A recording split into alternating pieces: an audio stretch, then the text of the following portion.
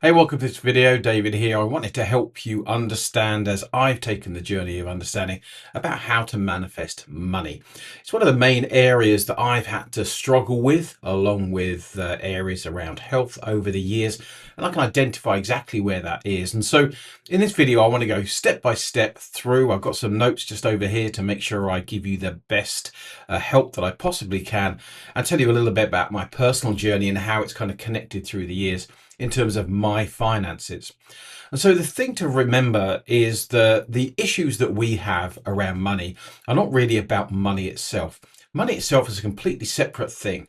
It's actually the meaning that we give to money that is the issue, rather than money itself. So if we think about what money is, it really doesn't exist. And that's a crazy kind of thing to think about, but fundamentally it's true. The value of money changes with inflation and over time. Ultimately, money doesn't actually exist at all. It is an illusion, but it's one that we all buy into and one we're all massively affected by. So I'm not saying that we are not affected by money, by inflation, about the changes in kind of currencies and this type of thing, but it's really the meaning that we give it in terms of manifesting is the issue. And that's what creates the blocks. That's what opens the doorways to more money. And that's what actually ultimately frees us. So the first question I'd ask is, what does money actually mean to you? And just have to think about that. You might want to grab a bit of paper and write it down, just as I do. Got my pad there. So what does money mean to you? And it's different for everybody. But I'm going to go through some common kind of hidden meanings, because people who struggle with money, and I'll tell you a little bit about my struggle, my inconsistencies with money. And these were all born about originally by a situation when I was about 15 years old, where my dad had actually taken some money from somewhere. He had thought he'd borrowed it, but he hadn't actually, and that he couldn't pay it back. And it created a catastrophic event in our family's life. Just absolutely terrible. So attached to the event and attached to what happened next in terms of my dad, that type of thing, I began to associate immediately on that event. I had no idea it was going on until it kind of happened, that money was somehow dangerous for me. I should avoid it, that I shouldn't have belongings. You can see all these kind of connections, if you like. And so what that's led in my experience is to inconsistency in terms of finance. I can make money, no problem. Can I keep money? Can I really grow money? And I'm in a review right now, because as I'm getting a bit older in terms of time, I want to really think about my future income. And so I'm taking a big review on money, and I've come a huge way along. But the way that the beliefs I had, the kind of the beliefs that have blocked me over the years, are definitely connected to that event, and they have affected my worth, my income, my relationships. I mean, absolutely everything. It's astonishing when I see the connections through it. So money itself doesn't do anything. And I know that's really weird, but it's true. The more you explore it, it's a symbol, if you like, of power. And to me, it's symbolized safety or not, symbolized danger or not, love or not, being looked after or not. And so it was a really tricky thing for me to kind of pick through all those types of things. So let's have a look at the common beliefs. I've got a few listed up here. Forgive me for just checking on here. So the common beliefs as they associate to most people, so having coached people for many years in this as well, is that money means I'm safe. So the amount of money is always individual to the person. So people call it the kind of, money thermometer. To some people, having 2 grand in this bank is fine. To some, it's going to be 100 grand. It's very different for different people.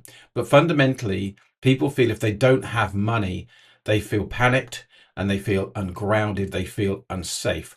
And because we've been told to worry about the future, another aspect of manifesting we can resolve, obviously, but fundamentally we're told to worry.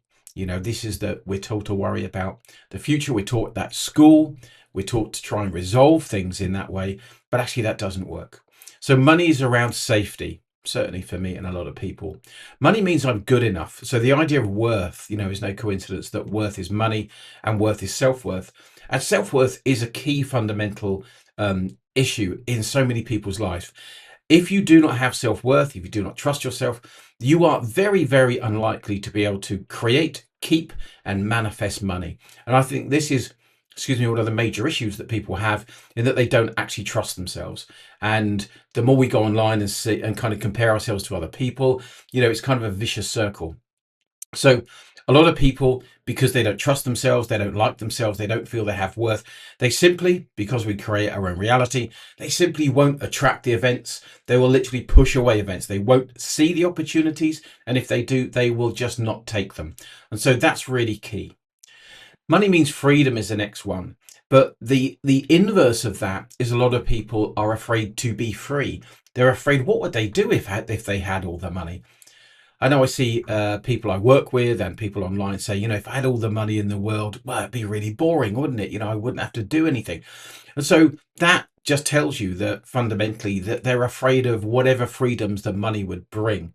And we do know that there are people that have won the lottery and then lost it all very, very quickly. So deep down, the idea of freedom, it's always freedom from what, okay? But the idea of freedom is a very interesting one, and money is deeply connected with that. If you're into self-awareness, spirituality, that type of thing, or maybe you have been brought up to think that power is somehow wrong, then this will be for you, because money means power. So if you look at a lot of people who have money, they have it because they innately often have a lack of a sense of their own power. So they try and accumulate money to be powerful. So money means power. And if you're taught that power corrupts and that power is bad, you're going to avoid money. You're going to push it away, keep yourself small, not allow yourself to express yourself. Money means love or approval. Certainly for me, that is also the case as well. I have found myself in the past being over generous. So I have some money in, I have a surplus of money, and I give it away. I'm over generous. Why? Because fundamentally, my challenge around money has always been connected to that event, that family event. And, I can feel the emotion coming up now. So I'm still affected by it. It was a much bigger event just around money. And at the end of the day, I connect that to love, acceptance, and that type of thing. The next one is money means guilt. People are guilty for having money.